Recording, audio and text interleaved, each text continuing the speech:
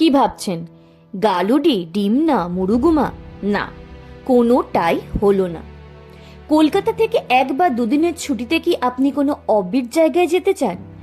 আমি সুস্মিতা চলে এসেছি টোটো কোম্পানির আরও একটা নতুন ব্লগ নিয়ে। এই ব্লগে আমি দেব পাহাড়ের কোলের টলটলে জলাশয়ের এমনই একটা অফবিট জায়গার খোঁজ, ঝাড়খণ্ডের চান্ডিল শহরে। না না, এটা কিন্তু মোটেও চান্ডিল ড্যাম নয়। পাহাড়ের কোলে এই ছোট্ট সুন্দর ড্যামটির নাম হলো পালনা।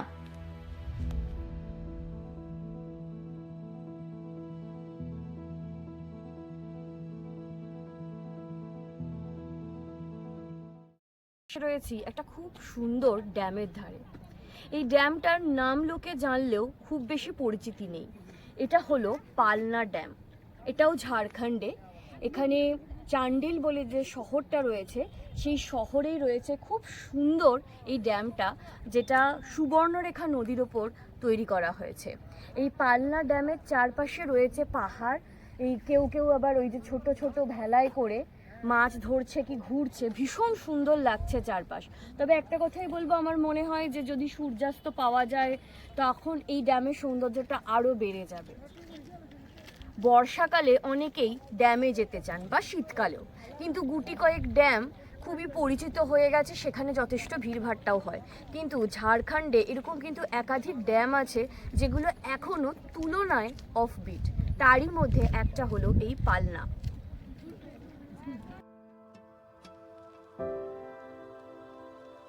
ঝাড়খণ্ডের বিশ্রামপুরের অজ্ঞাতবাসে আমরা বেড়াতে এসেছিলাম। সেই জায়গার অনেকগুলো ভিডিও আমি দিয়েছি। সেই অজ্ঞাতবাস থেকেই সাইট সিইংয়ে আমরা দ্বিতীয় দিন চলে গিয়েছিলাম পালনা ড্যাম দেখতে। চান্ডিল শহরে রয়েছে এই ড্যামটি। এইখানে যাওয়ার পথে দূরে দেখা যায় পাহাড়ের সারি। এই পাহাড়ের সারি এই জায়গার সৌন্দর্য বহুগুণ বাড়িয়ে দিয়েছে। চান্ডিল থেকে রাঁচির দিকে NH-33 ধরে 15 কিলোমিটার গেলেই পড়ে পালানা গ্রাম। এই গ্রাম থেকেই ড্যামের নাম হয়েছে পালনা। ন্যাশনাল হাইওয়ে থেকে 2 কিলোমিটার ভেতরের রাস্তায় ঢুকতে হয় ড্যামে যেতে গেলে। সেখানে যাওয়ার রাস্তাটিও ভারী মনোরম। দুপাশে সবুজ আর পাহাড় এসে যেন রাস্তার দুপাশে মিশেছে। সব মিলিয়ে এই জায়গাটাও কিন্তু ভীষণ উপভোগ্য।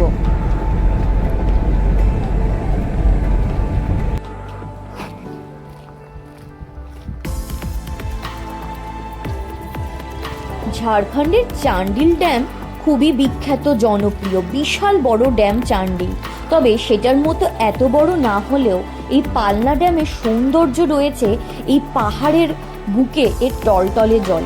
আসলে এই ড্যামটা পাহাড়ের এদিক ওদিক শাখা প্রশাখা মেলার মতো বেঁকে গেছে, আর নেহাত ছোট নয় ড্যামটা। এর প্রাকৃতিক সৌন্দর্য কিন্তু আমাকে চান্ডিলের থেকেও অনেক বেশি মুগ্ধ করেছে। পালনা ড্যামের গায়েই রয়েছে একটি ওয়াচ টাওয়ার। সেই ওয়াচ টাওয়ারে উঠলে চারপাশের 360 ডিগ্রি ভিউ পাওয়া যায়। এই ওয়াচ টাওয়ারে উঠে চারপাশটা দারুণ লাগে দেখতে। চলুন তাহলে ঘুরিয়ে আনি ওয়াচ টাওয়ার থেকে। ধাপে ধাপে উঠছি আর দেখাচ্ছি যে কিরকম সুন্দর লাগছে। এই যে পিছন দিকে ড্যামটা, মানে যত উঠছি তত আর কি পুরো ভিউটা ক্লিয়ার হয়ে যাচ্ছে, খুব সুন্দর লাগছে। এই জায়গাটা অসম্ভব সুন্দর। এই যে চারদিকে মানে 360 ডিগ্রি ভিউ, একদিকে ড্যাম আর একদিকে এই ভ্যালিটা, ভীষণ সুন্দর লাগছে। আর ডিসেম্বর মাস, হালকা ঠান্ডা হাওয়া দিচ্ছে, ফলে সব মিলিয়ে একটা দারুণ ভাইবস এনজয় করার জন্য।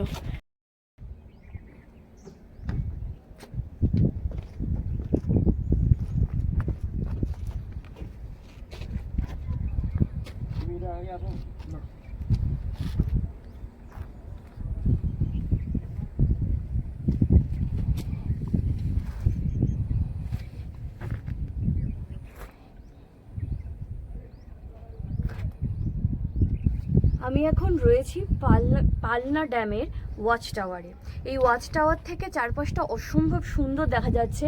পিছন দিকে রয়েছে গ্রিনারি, তার ডান পাশে রয়েছে একটা ভ্যালি খুব সুন্দর, আর বাঁ পাশে রয়েছে হচ্ছে এই পালনা ড্যামটা, চারপাশে পাহাড়, মানে খুব সুন্দর ঢেউ খেলানো পাহাড়, এবং সব থেকে বড় কথা সেগুলো হচ্ছে পুরো গ্রিন, ফলে কি এই জায়গাটা দেখতে খুব সুন্দর লাগছে, একটা টপ ভিউ বলা চলে, একটা 360 ডিগ্রি ভিউ। তাই আমি বলবো যে পালনা ড্যামে ঘুরতে এলে অবশ্যই এই ছোট্ট এই ওয়াচ টাওয়ারটাতে উঠবেন, তাহলে খুব ভালো লাগবে। শীতকাল এই ড্যামে ঘোরার জন্য অবশ্যই খুব ভালো, তবে এই জায়গার সৌন্দর্য বহু গুণ বেড়ে যায় বর্ষাকালে।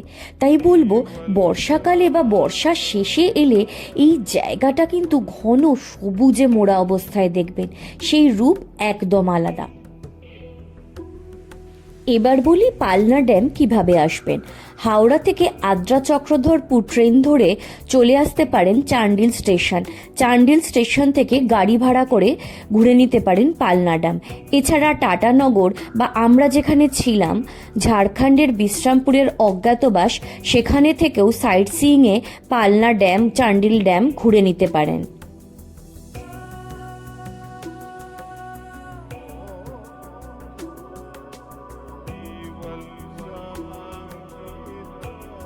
আমার এই ভিডিওটা কেমন লাগলো জানাতে ভুলবেন না। এই রকম আরও অবিট জায়গার খোঁজ পেতে অবশ্যই আমার চ্যানেল টোটো কোম্পানিকে সাবস্ক্রাইব করে দেবেন, আর পাশে থাকা বেল বাটনটা প্রেস করলে এরকম নতুন নতুন ভিডিও নোটিফিকেশন পৌঁছে যাবে আপনার কাছে। আর আমার চ্যানেলকে লাইক শেয়ার করতে ভুলবেন না।